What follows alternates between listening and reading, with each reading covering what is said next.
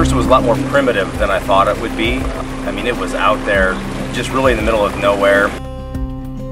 Hey everyone at home, what we're doing right here is mixing concrete. We're clearing the ceiling. Yesterday they plastered the walls with the concrete we were mixing and bringing in. They're also mixing another batch of concrete up top.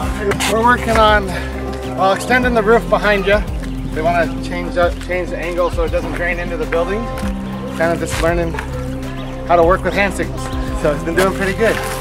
These guys are trying to keep up, and we're trying to keep up feeding them and with water and everything else. So it's going well. The first time I came to the West Indies was a 3-year-old boy, and now decades later, just like my father, here I am standing in the pulpit in the West Indies preaching the gospel of Jesus Christ. It was a very surreal experience. Watching them worship blew me away.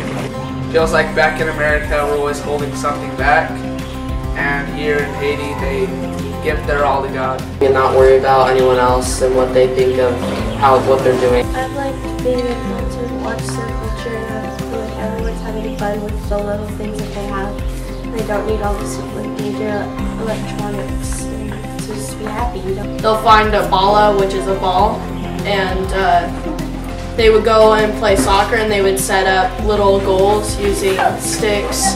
Like, I haven't seen any fighting between the players, and they seem to all get along. We were actually in the mission house, which had a lot of amenities that they didn't even have, like fan and electricity during the night. And so just to put yourself in that situation with the heat and the limited resources, and then to know that there's people living all around you that have much less than that, and they're not just doing it for a week, they're doing it for their whole life.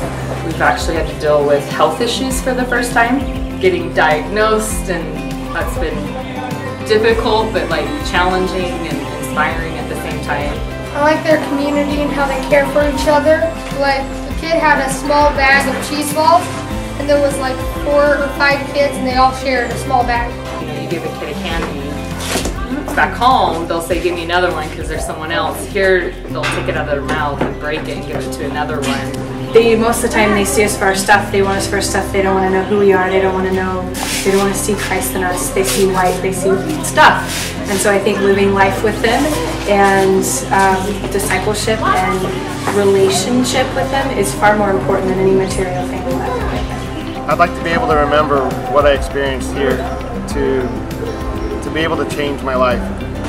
Probably being even more frugal and saving our resources to be able to help others more frequently in need.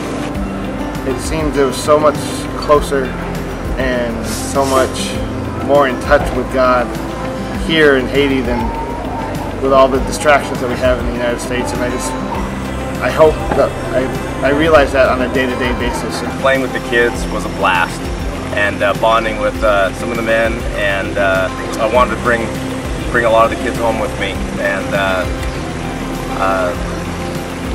I think I would seriously do that if I could.